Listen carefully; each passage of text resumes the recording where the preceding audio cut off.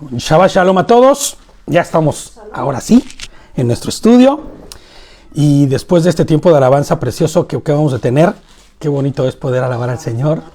Qué bonito es poder saber que estamos guardando su palabra, que estamos obedeciéndola, que estamos haciendo las cosas conforme a su voluntad, conforme a su deseo, ¿no?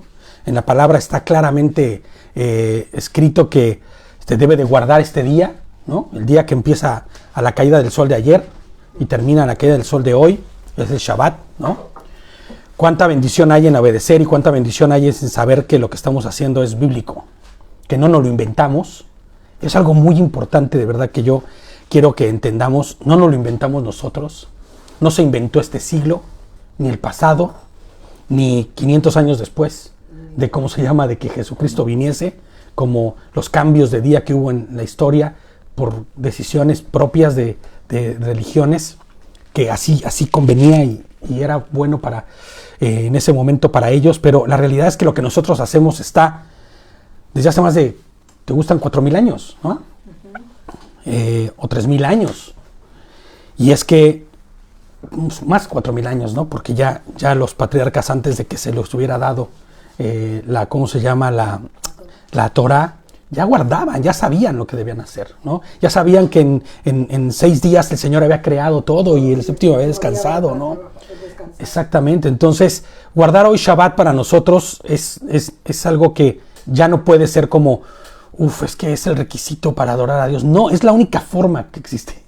Porque en realidad, cuando nosotros vamos escudriñando la palabra y vamos buscando la verdad, encontramos con que esta es la voluntad y el deseo de Dios. Y si nosotros queremos estar en el centro de la voluntad de Dios, pues conviene hacer lo que Él nos pide que hagamos. Entonces, cuando nosotros vamos actuando conforme a su voluntad, pues podemos descansar en saber que hoy hacemos lo que es agradable a los ojos de Hashem, ¿no? Sí, lo correcto. Entonces, bueno, pues vamos a empezar. Solo déjenme hacer un ajuste aquí en el móvil un momento, porque no lo puse en... Ya está. Siempre lo pongo no molestar, para que no molesten. No, y hoy no lo puse. Entonces, Parashá Ki Tisa, que es la que vamos a ver en esta ocasión, que es la misma parashá que vimos el año pasado. Si se dan cuenta, la puse tanto en el Face como en el grupo, para que le echaran un ojito de lo que vimos el año pasado. El año pasado estudiamos apenas 6 versículos. Imagínate. El estudio que vimos, que escuchamos, o que les puse del año pasado, fueron solo 6 versículos, del 11 al 16, del capítulo 30. La parashá tiene más de 4 capítulos, o sea, tiene hasta el 35, ¿ok? Ahora imagínate, pues vamos un poco lentos, sí, pero siempre que veas que vamos un poco lentos es porque lo que estamos estudiando tiene mucho material.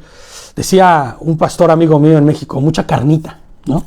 Que comer, que degustar, para poder ir encontrando en ella a Mashiach, ¿no? Leíamos del verso 6 al 16 del capítulo 30 de Shemot o de Éxodo, pero encontrábamos en esta pequeña porción, les pongo yo aquí como introducción, un increíble mensaje donde Mashiach, como en toda la escritura, es el centro, ¿no? Y vamos a ver esto, que Mashiach es el centro de todo. Jesucristo, Yehoshua HaMashiach, ¿no? Es el centro de todo. La parashá lleva el nombre de Ki Tisa. ¿Qué significa Ki Tisa? Lo explicamos a profundidad el año pasado, ¿no? La parashá pasada del año pasado. Cuando levantes. En todas las traducciones de verdad, no encontré una sola. Y qué triste. Porque, bueno, la Biblia de las Américas hace una referencia siempre a que la traducción ha sido interpretada con variaciones del original. Y es que ponen, cuando hagas un censo. Todas las versiones vas a ver que dice, cuando levantes el censo, cuando hagas el conteo. Inclusive les decía el año pasado que ahora que estaba también estudiando, encontré en alguna de las versiones, dice, cuando empadrones. Y no se refiere a eso, ¿no? En todas las traducciones encontramos esto. Lo que el versículo en realidad dice es, cuando levantes, refiriéndose a la adoración, ¿no? A Hashem. Cuando levantes a personas a un cargo que sirvan para eso, para la tarea y el servicio a Adonai.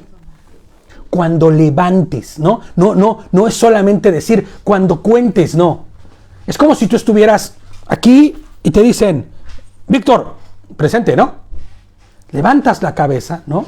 Entonces, eso es lo que dice, cuando levantes, o cuántas veces no hemos escuchado, y fue levantado al servicio, para el servicio, ¿no? Fue levantado para esto, fue levantado para el otro. Entonces, el sentido real de esta palabra es cuando levantes, cuando pongas a servir a alguien, ¿no? Eso es kitizá, ¿no? Cuando levantes, ¿no? Refiriéndose a poner a una persona a un cargo conforme a la tarea o al servicio de Adonai, ¿no? Les pongo yo aquí los talentos y habilidades de cada uno de los que sirvan a Hashem en la elaboración de cada uno de los elementos que se usará en el Mishkan. ¿Se acuerdan qué es el Mishkan? ¿Sí se acuerdan qué es el Mishkan, no? El Mishkan es el tabernáculo. Toda esta gente que dice cuando levantes, ¿no? Cuando levantes, ¿a quién van a levantar? Bueno, pues van a levantar a personas que van a estar en el servicio de Hashem, ¿no? Entonces, y que van a servir en el tabernáculo, ¿no?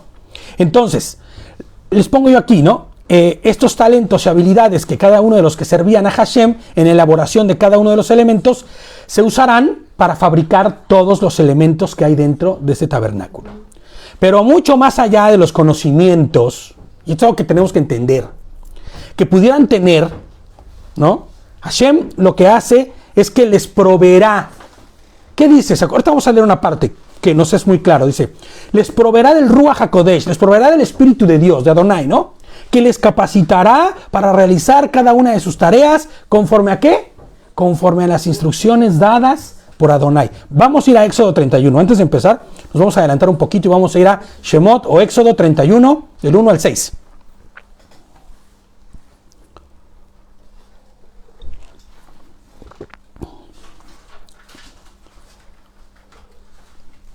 Vale, dice, y habló Adonai a Moisés, diciendo, yo he señalado a Bezalel, el hijo de Uri, el hijo de Ur, de la tribu de Yehudá.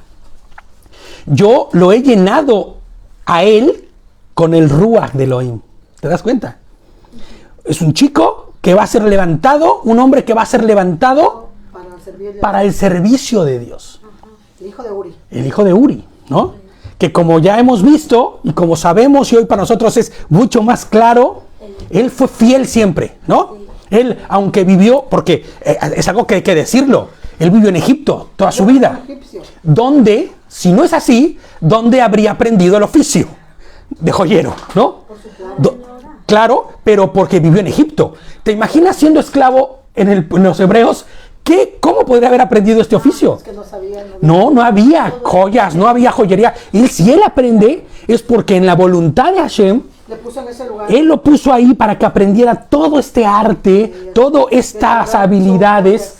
Claro, porque si no lo saben, él era de los joyeros del rey, ¿no? De esta parte que hacía toda la ornamentación de la corona o lo de la realeza, ¿no? Exactamente, dice, él es maestro en diseño de oro, plata y bronce. ¿Cómo podría hacerlo? Sino de esta manera, cortando piedras preciosas, dice, para montar, talla de madera y toda otra arte. O sea, él es un verdadero artista, ¿no? Me da mucha risa porque cuando vemos la serie que estamos viendo, la de Moisés, le dicen, y si tú te vas de aquí, ¿qué vas a ir a hacer con los hebreos? Sí. ¿No? Hijo de Uri y de... Sí, de esta... No me recuerdo ahorita el nombre de la esposa. Es hebrea y fue a vivir ahí, ¿no? Exacto, todos son hebreos, pero fueron a vivir al palacio porque ellos, el papá de Uri es un noble, ¿no? Lo convierten en noble porque no era fácil encontrar alguien que tuviera esos talentos. Entonces, como demostraron tener esos talentos y habilidades, pues los elevan a un estatus de noble. El estatus de noble ya te permitía no ser un esclavo y no trabajar en los, ¿cómo se llama? sí, en la esclavitud, vaya, trabajar como esclavo. Entonces ellos gozaban de un privilegio, ¿no? Pero me da mucha risa porque cuando estaba preparando el estudio y ahora que hemos estado viendo toda esa historia que es fascinante, ¿no? Viéndola así tan a detalle, ¿no? Es fascinante ver cómo le dicen, ¿y qué vas a hacer si tú te vas de este palacio? Pues no puedes, si no, Es que fuera de aquí no vas a hacer nada, le dicen, porque lo que tú haces solo tiene fruto aquí. Pero él dice, no me importa, yo quiero servirle a mi Dios, yo soy un hebreo y quiero vivir conforme a lo que Dios dice que debo de ser. Su emuná, su creer, su fidelidad es tan fuerte que él dice, aunque tenga que ir de esclavo. Pero mira qué chistoso, ¿no? Él es, y no chistoso, sino la voluntad de Dios es tremenda, porque ha puesto fidelidad en su corazón. Él sale de ahí, no desestima por completo los placeres del palacio, desestima por completo vivir en esa abundancia. ¿Y qué dice y hace? Me voy con mis hermanos que viven en esclavitud, que viven en casas de podredumbre, como diría cualquier egipcio, ¿no? Después de vivir y de comer las mejores cosas y de tener los mayores placeres. Pues él decide salir. ¿Sabes por qué? Porque el plan de Adonai y por la fidelidad de él, eso nos debe enseñar que nuestro corazón fiel no pasa desapercibido de los ojos de Dios. Él no sabía que iba a salir de ahí para eso, pero él sabía que tenía que serle fiel a Dios. Fíjate, dice, yo también he nombrado como a su asistente a Oliaf, el hijo de Ahisamach, de la tribu de Dan.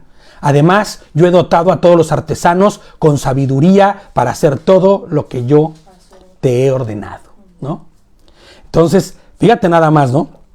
El Señor está levantando a este muchacho, pero lo más interesante de esto es que, aunque él tuviera un talento increíble, dice, yo le proveo de todo el ruaj, de todo el espíritu de Dios. El espíritu de santidad. Hoy sabemos claramente que era el Ruach HaKodesh, el Espíritu Santo, el que estaba encima de este chico, mucho antes yo creo de esto, porque él tenía ese valor. Eso. Claro. Y entonces, y veíamos cómo cada uno de estos eran levantados, ¿no? Ese es el concepto de quizá levantar, ¿no? Pero levantar para un propósito, ¿no? Dice, eran levantados, tenían que dar todo el que era levantado, veíamos el año pasado que tenían que dar un medio shekel. El shekel era pues como la moneda, ¿no? Como una medida de dinero, por decirlo así, como pago de redención, para pasar de una condición vil a una condición levantada delante de Elohim, de Adonai, ¿no? Fíjate, y decías, pero ¿cómo que tenían que pagar? ¿Por qué tenían que pagar? ¿Cuál era la razón fundamental por la que tenían que pagar? Y cualquiera podría decir, lo que es regalado, no lo valoras, ¿no?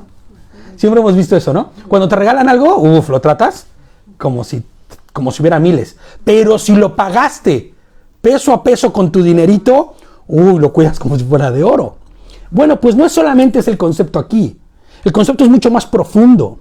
Es necesario recordar que esto es solo una sombra de lo que será la obra de redención más grande de toda la existencia del ser humano. Recordemos que ellos, los que van a ser levantados al servicio, como sacerdotes, ¿no? Porque eso es lo que van a convertirse, en sacerdotes, ¿no? Todos esos que van a ser levantados como sacerdotes, ¿no? Representan y tienen proféticamente la visión hacia el futuro de lo que será el reino de sacerdotes para Adonai. Recordemos, ¿no? Apocalipsis 1, 5 y 6. Ahorita lo vamos a leer, ahorita que lleguemos ahí. Pero fíjate, ¿no? Ellos están siendo una sombra solamente, una proyección de lo que será el futuro. Y entonces nos deja esta enseñanza o esta misbot, este mandamiento del medio shekel. Ahora, ya dijimos el año pasado que no es necesario hoy nosotros dar ese medio shekel, como muchas iglesias lo hacen. Hoy siguen dando su medio shekel y lo mandan a Israel supuestamente para la reconstrucción del templo. Lo que más me sorprende es que son iglesias mesiánicas, pero bueno, no vamos a meternos en eso nuevamente, ¿no? La realidad es esta, ¿no? El hombre sería levantado de su condición perdida y caída y vil, ¿no? De pecado, para servir ¿a quién? Servir al Rey de Reyes, al Señor de Señores, al Hakadosh Barujú, ¿no? Al Santo Bendito es. Y su redención, el pago por su salvación, no costaría medio shekel. No es medio shekel lo que va a costar esa redención. ¿Cuánto costaría esa redención? ¿No? Fíjate, yo les pongo aquí. Esa redención, ¿no? No costaría medio shekel. No existiría fortuna alguna, de verdad, no existiría fortuna alguna que pagara tal redención. Porque la redención de la que estamos hablando no es la de redimir tu trabajo, la de redimir tu puesto, es la redención de todo nefesh, de toda persona, de toda vida, ¿no?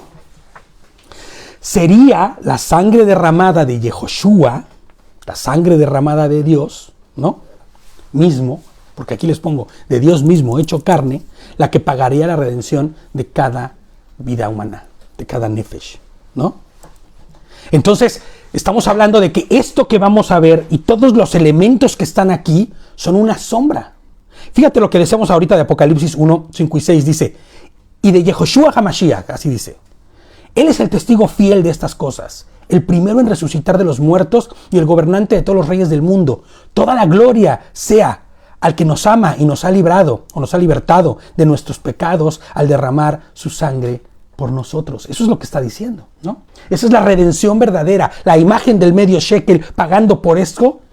La realidad es que está una proyección mucho más profunda, ¿no? A él dice, él ha hecho de nosotros un reino de sacerdotes para Elohim. No, yo me clavo y me termino dando la parashá del año pasado, pero no, vamos a seguir, ¿no? Ya si queremos ahondar en esto, escuchemos la del año pasado porque fuimos amplios en explicar estas cosas el año pasado, ¿no? A él sea toda la gloria, el poder, el imperio, dicen muchas versiones, me gusta cuando dice eso, ¿no? El poder, la honra, el imperio, el or, ¿no? Por siempre y para siempre, amén, ¿no? Éxodo, antes de empezar, vamos a Éxodo 30, que es como terminamos el año pasado, Éxodo 30, 16. Y dice, tomarás el dinero de la expiación, o sea, este medio shekel, ¿no? De la expiación de los hijos de Israel, y lo usarás para el servicio del Mishkan de testimonio. ¿Se acuerdan qué es el Mishkan? Bueno, del tabernáculo, ¿no? Para que sea un recordatorio de los hijos de Israel delante de Adonai para expiar por sus vidas. Un recordatorio, ¿no? Acuérdense que el Señor siempre es, ¿qué? Didáctico. Nos está poniendo tareas que nos hagan recordar y no se nos olvide, ¿no? No se nos olvide todo el tiempo. Hay que tenerlo pendiente. El verso 16 dice al final, casi al final, que ese medio shekel será un recordatorio, ¿no? Hay un comentario judío que dice, y hace referencia a un recordatorio que será por todos los tiempos, que tendría una implicación perpetua, eterna. Ahora, el hombre podría asegurar este recordatorio eterno y para siempre.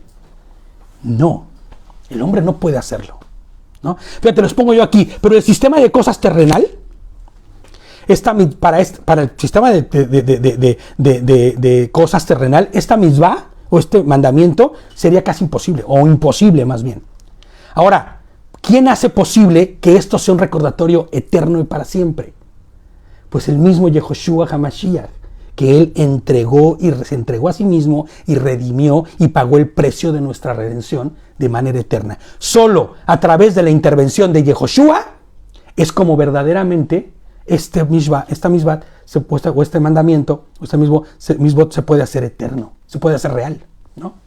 A través de Yehoshua. Él es el pago y redención que podrá recordarse eternamente, porque fíjate, cuando seamos transformados, seamos hechos nuevos, y el Señor habita entre nosotros, ¿tú crees que vas a recordar el medio shekel? No, lo que vas a recordar es quién te redimió y quién fue quien pagó para la eternidad, ¿no? En algunas versiones y en todos lados dicen de tu alma. Ya hemos explicado muchas veces que no significa, no dice alma ahí, dice de tu nefesh, de tu garganta, refiriéndose a la vida misma, ¿no? El concepto de alma es un concepto griego que no existe, pero que no aplica ni siquiera para los que somos hijos de Dios.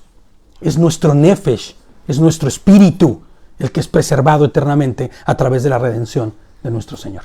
Entonces, después de esta pequeña y breve introducción, que ya saben que nunca ni son breves ni son pequeñas, pero sí son introducción, vamos con nuestra parashá Ki Tisa, ¿vale? Cuando levantes, acuérdense, levantar a personas, ¿no? Levantar al servicio, ¿no? Es como si yo ahorita organizara y dijera, amor, tú te vas a poner a hacer esto, tú te vas a poner a hacer lo otro. Estoy levantando personas para el servicio a Dios, ¿no? Entonces, hay algunas Biblias que tienen subtítulos. Y si lo tiene, en este momento diría, en el Éxodo 30, o Shemot 30, 17-38, diría, la fuente de bronce. En algunas otras versiones dice, el lavatorio. En algunas versiones, como la que tienes, por ejemplo, tú dices, el lavamanos, literalmente, ¿no? El lavabo, ¿no?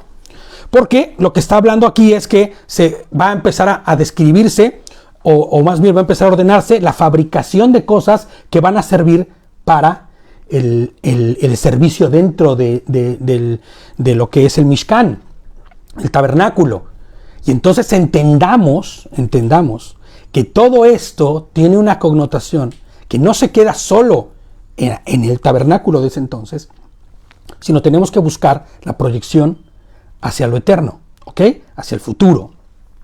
Es más, inclusive a la aplicación práctica de nuestra vida diaria, ¿no? Dice, Éxodo 30, 17 al 21, dice, luego Elohim le dijo a Moshe, a Moisés, Dios le dijo a Moshe, haz un lavatorio de bronce con una base también de bronce, ubícalo entre el tabernáculo y el altar y llénalo de agua. Fíjate, yo pensando y dije, me voy a clavar así durísimo en explicar el bronce. Dije, no, eso no es lo que necesitamos, ¿no? Sí, es bueno saber por qué bronce, por qué todo esto, pero es mucho más importante conocer una aplicación de esto para nosotros, ¿no? Fíjate, dice, haz un lavatorio de bronce con una base también de bronce, ubícalo, entre el tabernáculo y el altar y llénalo de agua. Yo quise, les pongo aquí, haciendo un paréntesis, vale la pena pensar en el hecho de que ellos están en el desierto. Es interesante eso, ¿eh? Y a veces no lo observamos y no lo consideramos.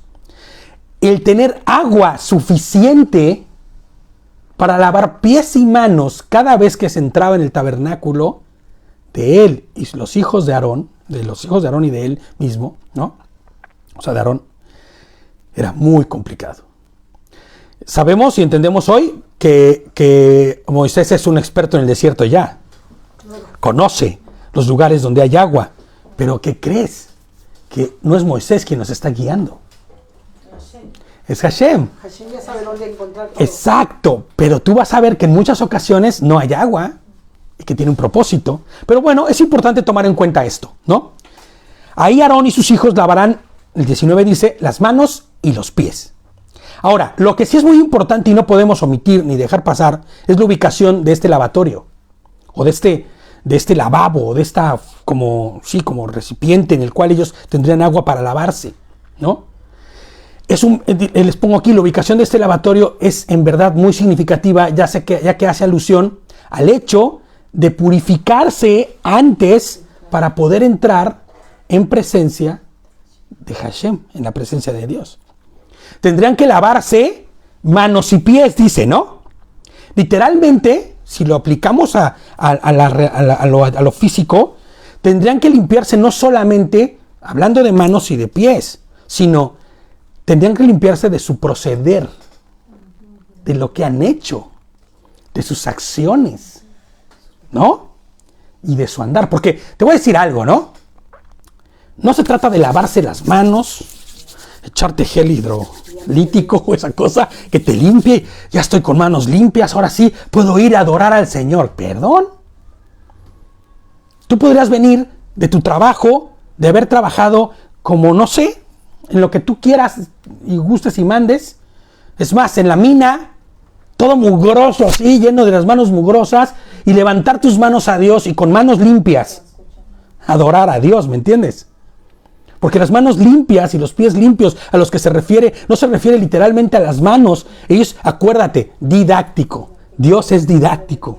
Dios te va a llevar a que entiendas con cosas físicas las cosas espirituales, ¿no?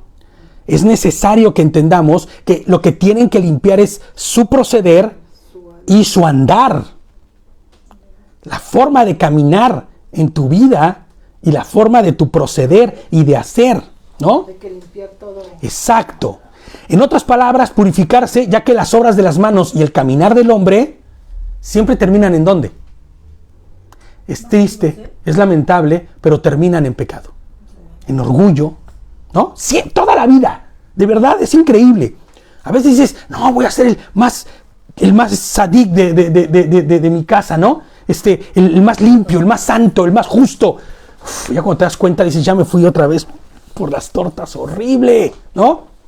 ¡Qué locura! Pues sí, porque nuestro proceder y nuestro andar siempre termina ¿en dónde?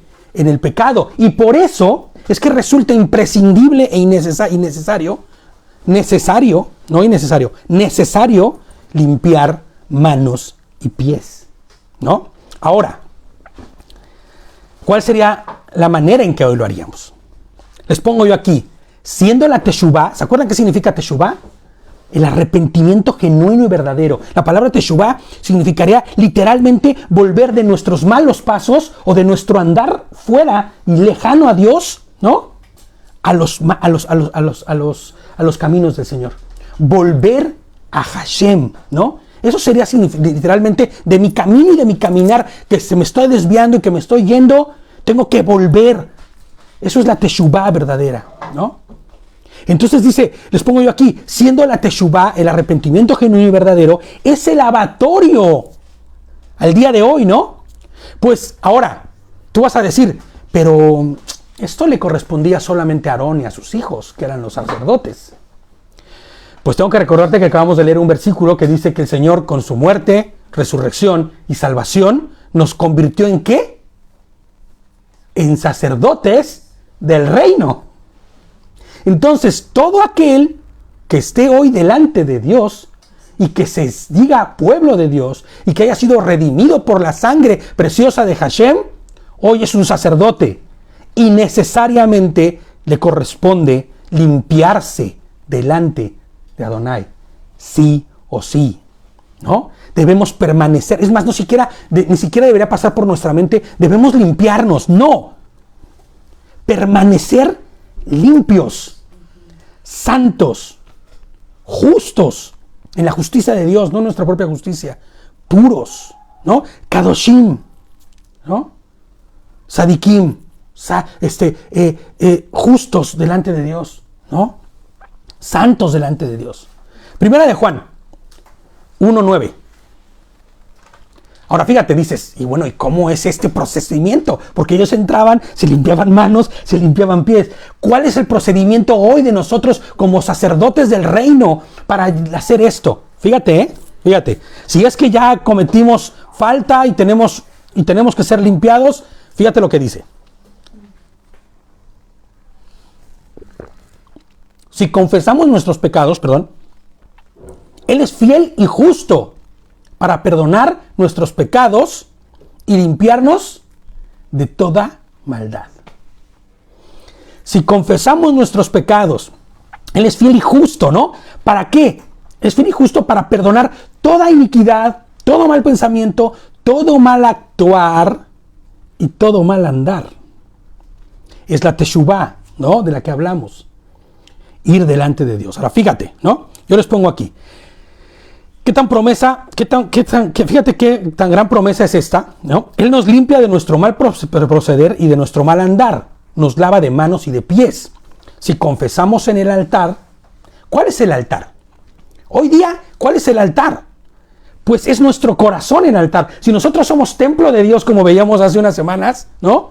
El Mishkan viviente, el tabernáculo de Dios en el cual habita el Ruach HaKodesh, ¿no? Bueno, pues sería nuestro corazón ese altar, ¿no? Y si vamos y confesamos en el altar, ¿no? Con arrepentimiento genuino, la teshuvá, ¿no? Para poder entrar en su presencia. Fíjate, primera de Juan 3:3 dice, y todo aquel que tiene esta esperanza en Él, se purifica a sí mismo, así como Él es puro. Pablo dice en Corintios, fíjate, hablando de esta esperanza, ¿no? ¿Cuál esperanza? De haber sido restaurados, limpios, salvados, ¿no?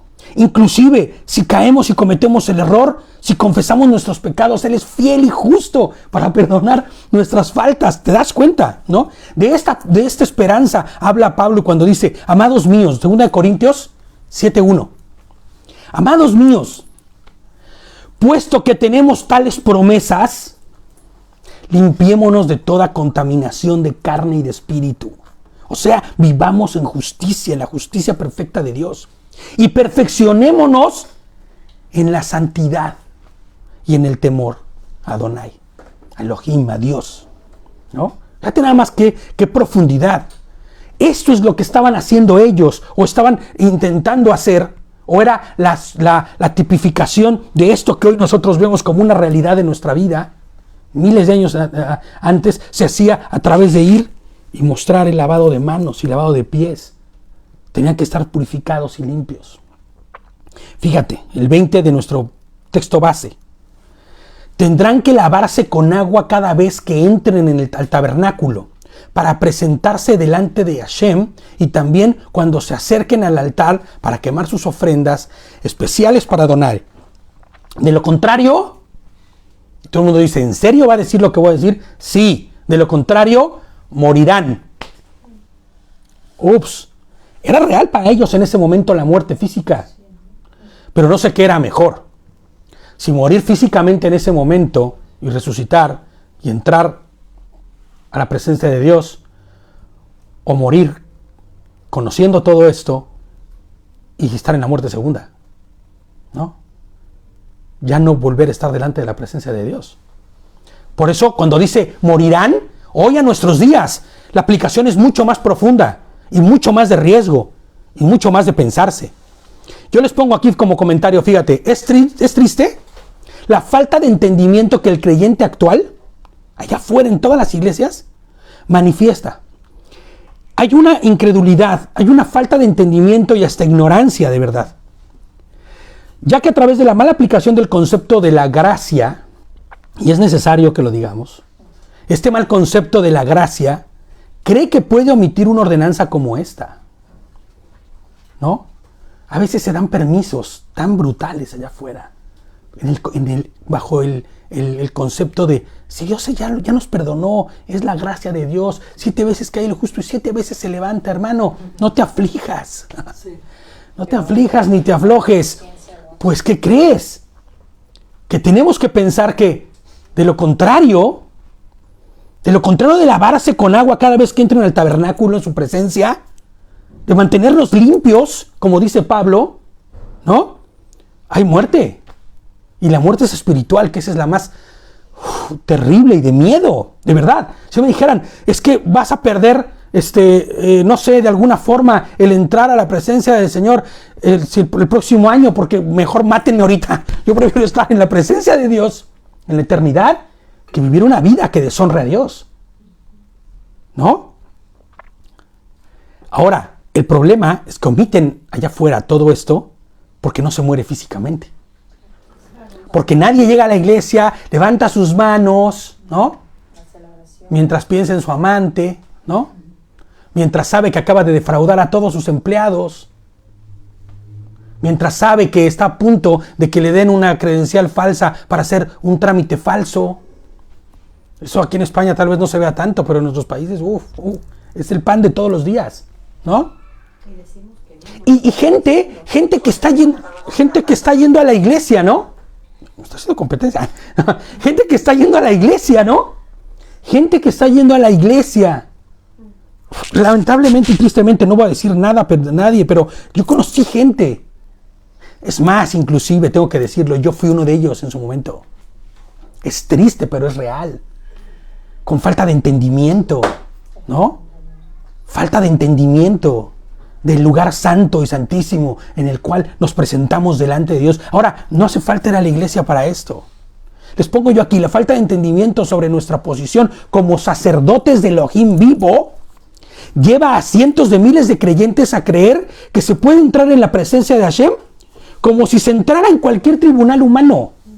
Ahora, inclusive, y los que han estado en algún tribunal, o que han entrado tan siquiera a una boda, ¿no? Y entras ante un juez, ¿cómo es la actitud de las personas? Respeto. Tú tienes que cambiar el chip cuando estás dentro de un tribunal, ¿no? Y más si estás siendo juzgado. Como decimos en México, más si tienes trapitos sucios, ¿no? O sea, y no. Hoy la gente piensa que puede entrar al tribunal, que puede entrar a la presencia de nuestro Melech Tzadik, de nuestro Rey de Justicia, como si entraras a, no sé, cuánto más entrando en la presencia de Adonai, deberíamos tener este concepto. Les pongo yo aquí, debemos entender lo que muchas veces ya hemos dicho aquí. Lo hemos dicho muchas veces tanto David como yo. El mismo Gerson, cuando estuvo aquí, lo dijo también, porque es algo que entendemos, porque está dentro de nuestro entendimiento como creyentes. Debemos saber que cuando nosotros oramos, levantamos nuestras plegarias a Dios, entramos en juicio. Sí o sí entramos en juicio. ¿Por qué? ¿Pero por qué dices eso? Pues porque exponemos nuestra condición. Y entonces al exponer nuestra condición delante de Adonai, nuestras faltas e incapacidades quedan al descubierto. Por eso cuando entras tú, no puedes esconderte de nada. Es como una puerta cerrada y tú la abres para que sepas. Claro, o sea, tú estás entrando en justicia y estás orando y estás teniendo una audiencia. Estás teniendo una audiencia, ¿no? Dice Filipenses por ahí, entrad confiadamente al trono de la gracia, ¿no? No tengo el versículo en este momento, creo, Filipenses 3 creo, ¿no? Dice que puedes entrar con libertad al trono de la gracia, sí, pero eso no te exime del juicio. Ahora, tenemos abogado, dice Pablo, abogado tenemos. El mejor. Y por amor, ¿me entiendes? Podemos entrar confiadamente al trono, pero ¿sabes? Lo que no puedes entrar es sabiendo que has faltado y no tener la actitud correcta. Ese es el fundamento del lavado de pies en tu andar y de tus manos en tu actuar. Y decíamos, la teshuvá es el elemento que te va a llevar, ¿no? No me quiero adelantar, fíjate. Primero de Juan 1:9. Vamos a leerlo otra vez. Ya lo leímos hace ratito.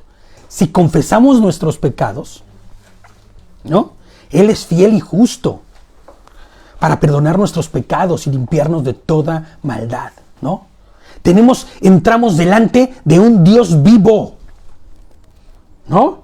El Dios vivo, el soberano del universo entero. Y debemos ser fieles a eso. Y les pongo yo aquí que primera de Juan 1:9 debe ser la esperanza, ¿no? A la que se refieren los apóstoles en sus cartas. Esta esperanza, si hago una honesta y genuina teshuvá, Él es fiel y justo para perdonar nuestros pecados y nuestras faltas, ¿no? Vamos a nuestro texto base, el 21. Tendrán que lavarse las manos y los pies siempre o morirán. Esta es una ley perpetua para Aarón y sus descendientes. Tendrán que obedecerla de generación en generación. Hoy, como sacerdotes del reino, debemos limpiarnos de toda inmundicia, maledicencia y mal andar, pues de lo contrario, la muerte será espiritual. El Salmo 119:9 nos da la fórmula para mantener limpias con nuestras vidas, ¿no? Mantenerlas con integridad delante de Adonai. Salmo 119:9 dice, ¿cómo puede el joven limpiar su camino? Obedeciendo su palabra. ¡Wow! Cómo todo cae, ¿no? A lo mismo. La obediencia a su Torá, a sus instrucciones, se resume en obediencia. ¿Cómo podemos limpiar nuestro camino? No, hermano, tú no entiendes. Yo soy una basura, soy una porquería. Yo no podré nunca estar delante de la presencia de Dios. Yo hice todo lo malo, brother. No puedo, no, de verdad. Tú no imaginas las aberraciones que hay en mi mente aún todavía después de años de lo que hice. ¿Sabes cómo puedes limpiar tu mente? Llenándola de Torá, llenándola de la instrucción de Dios. Y solo de esa forma será limpiado, ¿no? Decíamos siempre con los brothers que eran AA, decíamos, es un vaso, ¿no? Y el vaso está llenecito, como decíamos allá, llenecito de agua puerca, de agua sucia, de agua de retrete, si tú quieres, de agua de caño. ¿Y sabes cuál es la única forma de limpiar esto? empezar a vertir agua limpia. Y ya llegar un momento en que esta agua limpia desplace toda la porquería que había ahí. Y si esta agua que proviene de Hashem tiene esa agua viva que limpia, va a terminar eso más resplandeciente que cualquier otra cosa. Y sabes, la única forma. Por eso siempre decíamos con ellos, les decíamos, ¿no? En la medida que tú metas agua limpia, es en la medida que saldrá el agua sucia. En la medida que tú metas a Dios en tu vida, es en la medida que dejarás de ser la basura que eras en el pasado. La basura que vivías, la basura que experimentabas y que inclusive tú hacías con tus propias manos, ¿no? ¿Cómo puede limpiar su camino el joven, el viejo, el hombre, la mujer en sí? Todos, pues obedeciendo la Torah, guardando sus instrucciones, viviendo conforme a su palabra. Amén. Luego dice, luego el Señor le dijo a Moisés, recoge, y me gusta esa versión porque nos dice en kilos, o sea, te dice, es esa que tienes ahí, ¿no? Es la traducción viviente, te dice en las cantidades, porque luego dices, no, pues libras, y aun cuando las libras es algo común, pues tampoco yo entiendo muy bien, y luego dicen otras versiones, otras medidas, pero esta dice en kilos, dice, recoge, para que entendamos más o menos el trabajo del que se estaba hablando, ¿no? Fíjate. Dice, recoge especias selectas, 5.7 kilos de mirra. ¿Sabes lo que significa 5 kilos de mirra? Creo que con un poquito de mirra se puede hacer, no sé, muchísimo, ¿no? 5.7 kilos de mirra pura, 2.9 kilos de canela aromática, 5.7 kilos de cálamo aromático y 5.7 kilos de casia. Calculando según el peso del ciclo del santuario, consigue también 3.8 litros de aceite de oliva en el desierto. No, vamos viendo, ¿no? Y dentro de estos elementos creo que es la acacia, que dicen que huele muy mal. Pero lo que lo ponían era porque es un fijador. Entonces, a la acacia, cuando tú lo combinabas con algo que era aromático, mataba rápidamente el olor del mal, pero fijaba perfecto el aroma. Tenía una fijación buenísima, ¿no? Ya yo me puse a leer ahí sobre un poquito todo esto, ¿no? De cómo preparaban y todo eso. Y es que lo preparaban así, ¿no? Con la misma técnica, dice el 25, que emplea un experto fabricante de incienso, combina estos ingredientes para elaborar el aceite sagrado de la unción. Utiliza este aceite sagrado para ungir el tabernáculo del arca del pacto, la mesa y todos sus utensilios y candelabro, o sea, la menorá, y todos sus accesorios, el altar del incienso, el altar de las ofrendas quemadas y todos sus utensilios y el lavamanos de su base, con todo en su base. O sea, con esta aceite aromático de mirra y de cosas así, iban a ungirlo todo, iban a cubrirlo todo, ¿no? Conságralos, y ahí es donde viene la parte bonita, ¿no? Conságralos para que sean completamente santos. Ya no van a tener un uso vil, ni podrán nunca más tener un uso vil. Serán consagrados. Esto déjatelo aquí. Pon un pinchito. Hace tiempo que no poníamos pinchitos. Pon un pinchito ahí. Consagrado. Eso lo vamos a ver y lo vamos a usar después. Recuerda, serán completamente santos, consagrados, ¿no? Dice, todo lo que tenga con objeto, con esta mirra o con este aceite, se volverá santo. Se volverá kadosh. Ahora, Adonai ordena a Moshe, les pongo yo el comentario, la elaboración del aceite con el que se ungirá todo, ¿no? Tanto los utensilios como cada instrumento del Mishkan o tabernáculo, inclusive Aarón y sus hijos serán ungidos también, ¿no? Este aceite, para este propósito, debería ser un aceite que cumpliera determinadas características y estándares. No podía ser cualquiera. No podía ser fuera de las... Por eso nos dicen las cantidades. Porque eso tenía que ser exactamente como fuese, ¿no? De hecho, fíjate, dicen los rabinos ahí en comentarios, ya sabes que te pones a leer de cómo es que ellos hacían y cómo ahora ellos miran, ¿no? Ellos dicen, sobre todo los hasídicos, ¿no? Que lo que sobraba, como era restante de un todo, no podía ser usado así simplemente.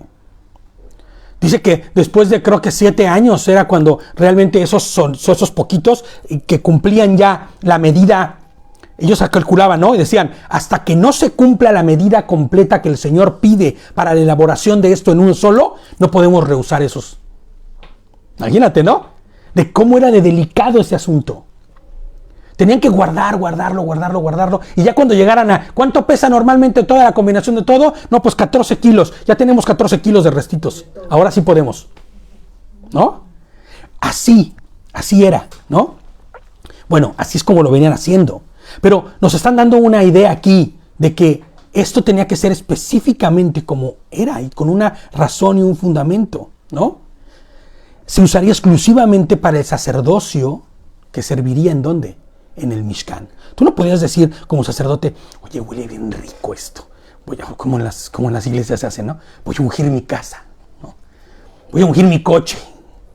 Voy a ungir a mis hijos. No. Esto es exclusivamente para un uso sagrado y santo, ¿no? Ahora yo les pongo aquí, pero ¿qué simboliza y representa este aceite? Porque eso es lo que nos atañe y nos corresponde a nosotros. ¿Por qué debe ser cubierto todo lo relacionado al tabernáculo? ¿Por qué? Es un hecho que no se trata solo de aceite sin más. Esta es una figura también de algo más profundo. Una sombra de algo. O sea, una imagen que se proyecta en el futuro, ¿no? El tabernáculo podía llamarse el lugar santo debido a esto que Adonai ordena a Moshe, ¿no? O por lo que Adonai ordena a Moshe, es la figura de que este aceite representaría y simbolizaría el Ruach HaKodesh, el Espíritu de Dios, ¿no? ¿Por qué? Es porque lo está cubriendo todo, dice que lo cubrirá todo. Ahora fíjate, ¿no? Dice nuestro verso, dice, y todo lo que lo toque, este aceite, ¿qué dice que se volverá qué? Santo. Entonces, ¿por qué o cuál es la razón por la que se volvería santo? Fíjate. Es lo material, les pongo yo aquí en mi comentario, como figura de lo espiritual, ¿no? Todo lo que exista en el tabernáculo, como todo aquel que sirve en él, tendrá que ser ungido ¿por quién? Por el Ruach HaKodesh. Ya lo vimos, ¿no? A Bezalel, ¿no? Ungido. Y fíjate, pero ¿cómo aplica esta unción a nosotros al día de hoy? Primera de Pedro 2.5. Eso es lo bonito, ¿no? Tenemos que ver la aplicación al día de hoy. Primera de Pedro 2.5, ¿no? El Hakadosh Baruj Hu, el santo bendito, ¿no?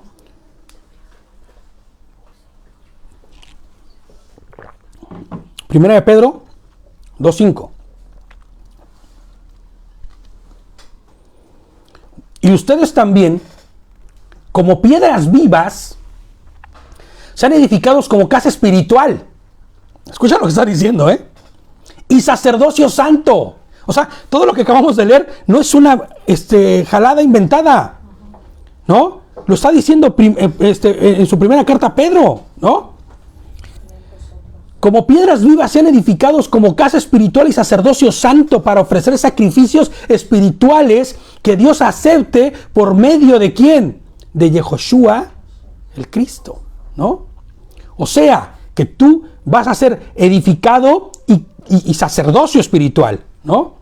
¿Cómo aplica este aceite y esta unción a nosotros que somos el templo de Elohim, el cual habitará su presencia?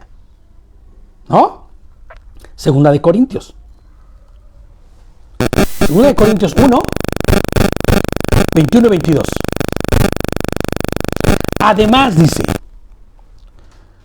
Adonai es el que nos consolida tanto a ustedes como a nosotros en unión firme con Mashiach, con Cristo. Y aquí es donde viene la parte que nosotros debemos abrir nuestros oídos. Él nos ha ungido. O sea, nos ha llenado de este aceite. Nos ha sellado y nos ha dado su Ruach HaKodesh, dice. Así dice 2 de Corintios, ¿no? El Espíritu Santo en nuestros corazones como garantía para el futuro, ¿no? La garantía de esta unción es la unción, o sea, la unción misma viene a través de ¿quién? Del Espíritu Santo, del Ruach HaKodesh. Es el Espíritu Santo que significa que santifica nuestras vidas, les pongo yo aquí. Y todo lo que hagamos, digamos, pensamos, busquemos,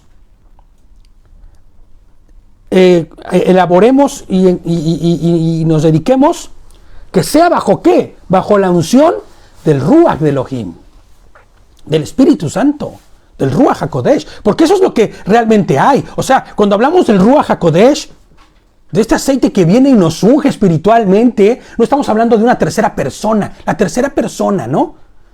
No, estamos hablando de la santidad manifiesta de Dios, que nos rige, que nos transforma, que nos cambia, que nos reubica. Es un GPS espiritual, ¿no? Ya no te vas a ir por las tortas como te antojaba. Vas a caminar conforme a ¿qué? Conforme a la influencia de la santidad majestuosa de Dios. Eso es el Ruach HaKodesh. Eso es el Espíritu Santo. No una persona a la cual le tienes que hablar. No, es la santidad manifiesta de Dios. Por eso el Ejad, uno es. ¿No? No son tres. No. Nuestro Señor, nuestro Rey, uno es. ¿No? Fíjate, Primera de Juan 2:20 dice. Primera de Juan 2:20.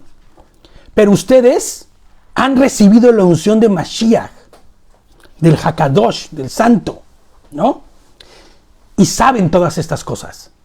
O sea, que todo aquel que ha recibido la santidad a través del Espíritu Santo, ¿no? A través de la unción de Dios, cuando te rescata, te trae. Y siempre hemos dicho, ¿cuál es la evidencia de que hay Espíritu Santo en tu vida?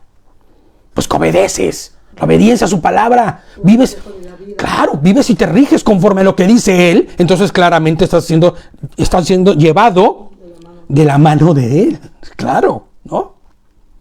Fíjate lo que es el 30. Unge a Aarón y a sus hijos a fin de consagrarlos para que me sirvan como sacerdotes. ¡Ojo!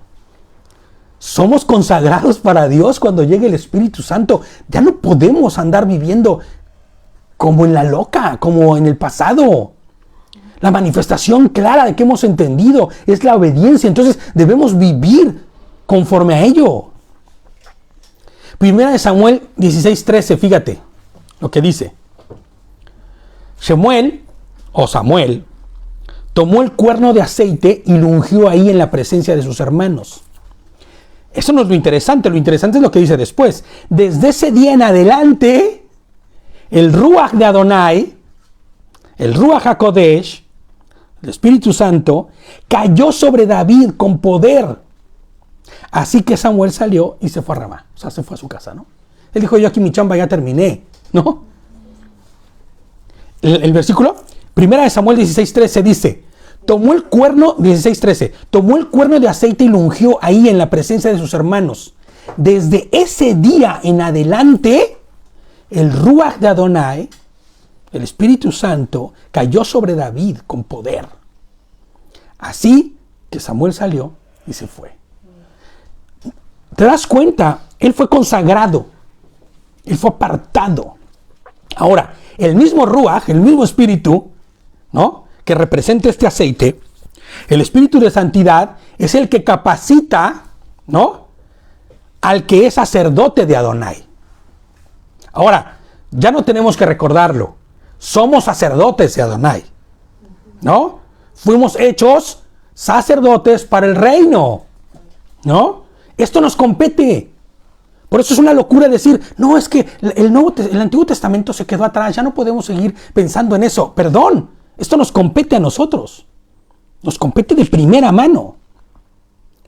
El mismo que ungió a Aarón, a sus hijos, el que ungió a Melech David, ¿no?, al rey David, es el mismo que nos ha ungido a todos los que en Él hemos confiado, hemos creído, hemos obedecido y hemos sido restaurados, limpiados y salvados. Gloria a Dios. Deberíamos gritar aleluya ahí en ese momento, ¿no? Porque es el Señor, es el mismo Espíritu Santo, no hay otro. Es la misma manifestación de la santidad. Es ese aceite, ¿no? Esa es la representación de ese aceite.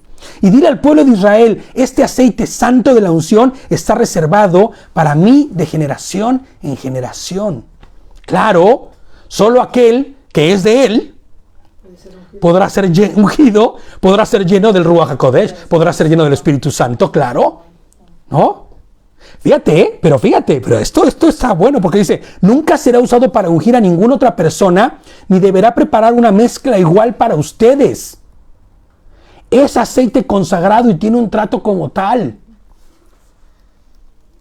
¿Cuántos y cuántos supuestos creyentes, siervos de Dios, no han intentado emular al Espíritu Santo? Es triste y es real. ¿Cuántos no dicen ser portadores de la unción de la santidad del Ruach HaKodesh? ¿Cuántos? Tantos nombres se vienen a mi mente, ¿eh? Pon tu mano en la pantalla para que recibas la unción, ¿no? La risa santa. El vaso de agua. No sé, es que ya hay tantos. El zapato. Yo vi cómo que pegaba unos zapatazos a uno y a quien le aventaba el zapato de ungido. O sea, ¿me entiendes? O sea, yo vi eso. Y de repente le caía el zapato y veías que el tipo empezaba a hacer maroma, circo y teatro. Eso no está ahí. O sea, pero el Señor lo advierte. Esto no puede ser usado para usos viles, ni para usos que no correspondan a mi presencia, ¿no? Decía Lili la semana pasada, me decía a mí, yo vi y fui a tantas iglesias donde vi tantas cosas terribles, tantas expresiones que me dio miedo, ¿no? Hablando en saca la bazooka Rambo y no sé qué tanto rollo, o sea, hay esas lenguas extrañas, ¿no? Y luego las sanidades estas que suceden, ¿sabes? Es claro y manifiesto quién tiene el Ruach de Dios. ¿Sabes cuál es lo más sencillito? Lo acabamos de leer. ¿Cómo lavará?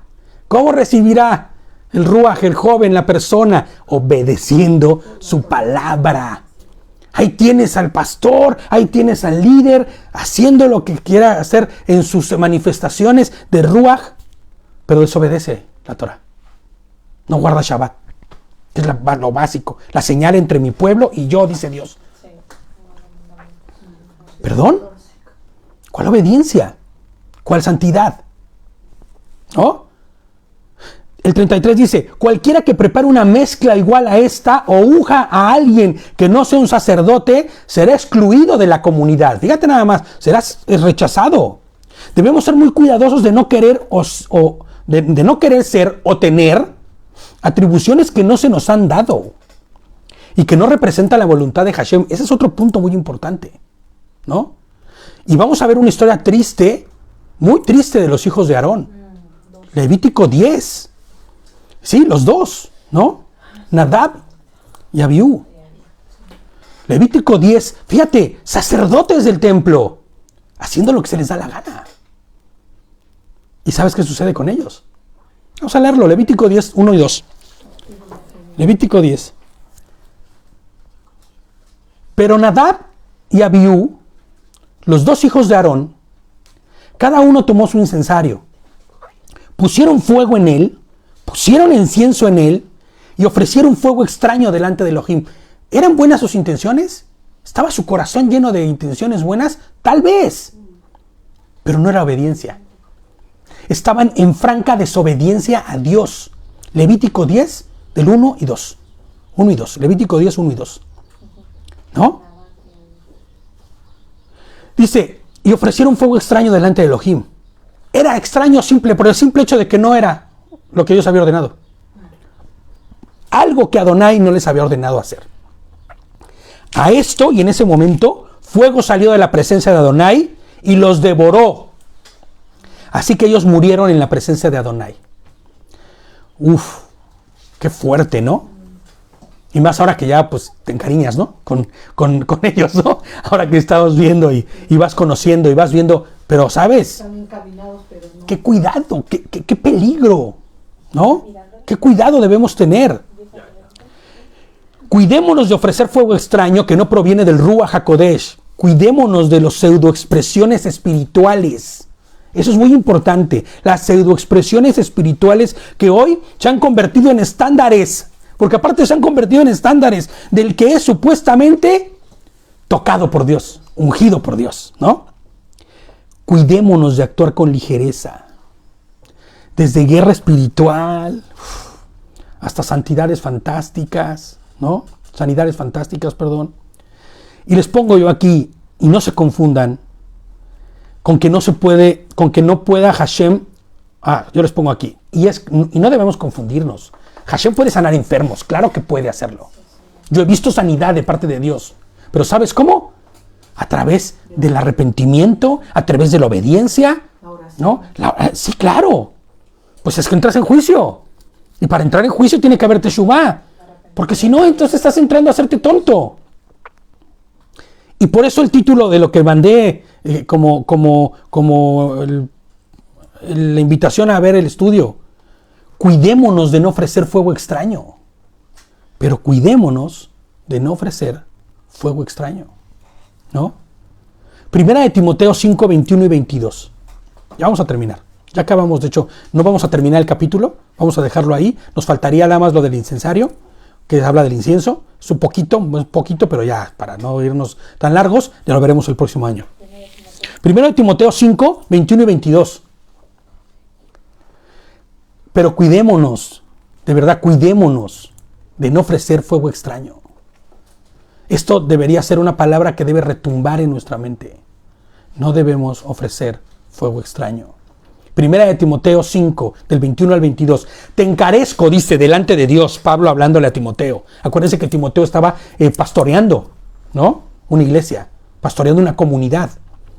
Te encarezco delante de Dios y del Señor Jesucristo, del Señor Yehoshua, Hamashiach, y de sus ángeles escogidos, que guardes estas cosas sin prejuicios y sin actuar con parcialidad.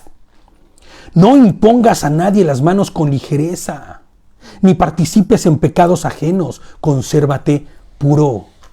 No entres en cualquier manifestación de esas que te andan diciendo de que son de parte de Dios. Aquí en España tal vez, ¿qué te iba a decir? Es más complicado, pero no, más bien nosotros ya no lo vemos porque no asistimos. Pero basta con ir a muchísimas iglesias allá afuera para empezar a ver fuego extraño por todos lados. Es como, yo llegué a estar en servicios donde literalmente, si pudiera verlo con los lentes espirituales del Señor, está ardiendo esto con fuego extraño. Ahora, ya para terminar, que nuestro Señor nos guíe, como siempre buscamos, con una porción de su palabra, ¿no? Les pongo yo aquí que nos guíe a través de su palabra para ejercer un sacerdocio conforme a su voluntad, ¿no? Porque eso es lo que somos, acuérdense, sacerdotes del reino, del Rey vivo. Este sí es el soberano del universo, de todo el universo. Primera de Timoteo 2, 21 y 26. Perdón, segunda de Timoteo 2, 21 y 26.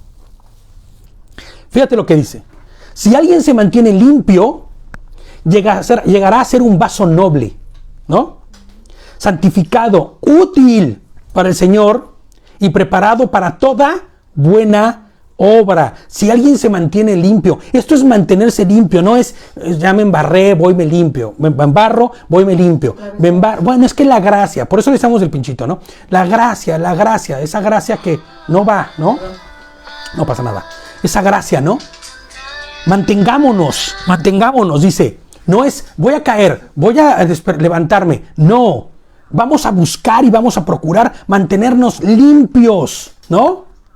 Si alguien se mantiene limpio, llegará a ser un vaso noble, santificado, útil para el Señor y preparado ¿para qué? Para toda buena obra.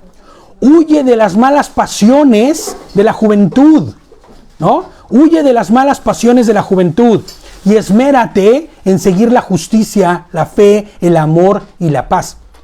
Yo, mira, te voy a decir algo, Basta con recordar mi juventud, ¿no? Y una no muy lejana, estoy joven, ¿no? Una no muy lejana para recordar las atrocidades de mi vida, ¿no?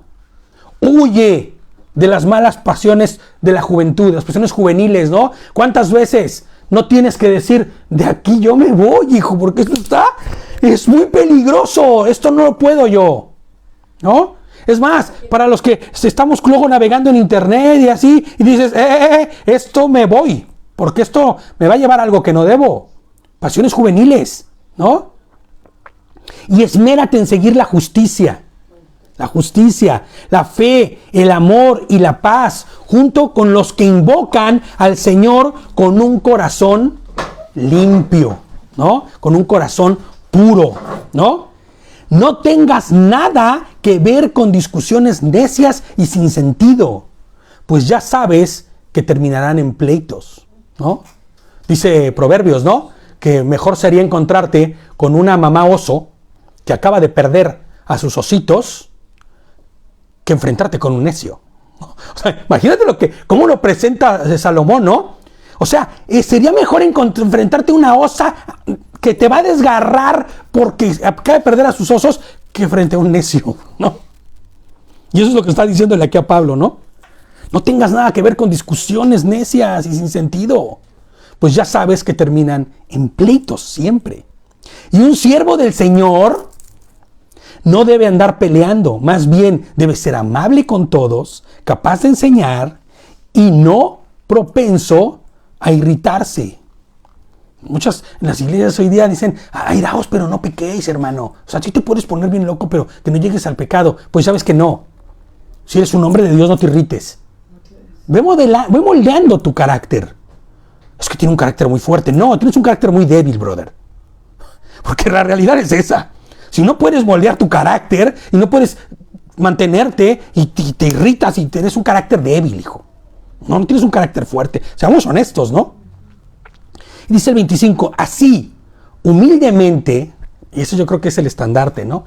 La humildad, el humillarte a ti mismo, debe corregir, dice, y así, humildemente, debe corregir a los adversarios. Vamos a hilarlo con el versículo, dice, y un siervo del Señor no debe andar peleando, más bien debe ser amable con todos, capaz de enseñar y no proponerse a irritarse. Y así, de esa manera, humildemente, debe corregir a los adversarios, con la esperanza, y eso es lo que debe haber en nuestro corazón siempre, de que Dios les conceda el arrepentimiento, el ateshuvá, ¿no? Arrepentimiento genuino, ¿no? El metanoia famoso en griego. ¿Para conocer a quién? Para conocer la verdad. De modo, ya acabamos, que se despierten y escapen de la trampa. ¿Te das cuenta? Nuestra actitud de vida, nuestra forma de actuar, andar correctamente, no siendo con un carácter templado, conforme a la voluntad de Dios, no necios, dando testimonio, puede ser que sea lo que haga que despierten, dice, y escapen de la trampa en la que el diablo los tiene cautivos. ¿Te das cuenta? Nuestra propia forma de vivir nos puede llevar a otros a despertar del cautiverio en el que se encuentran. Así es. Recordemos, somos el templo de Dios, ¿no? Debemos limpiarnos y actuar y vivir conforme a su voluntad. Amén. Pues aquí paramos. Shabbat shalom a todos. Saludos a todos, porque hoy ya sabía que iba a ser largo y empecé sin saludar a nadie, pero ya de final saludamos a todos y les mandamos shalom, mucho shalom de parte de los del camino a toda la comunidad y hermanos, ¿no? Que están con nosotros. Amén.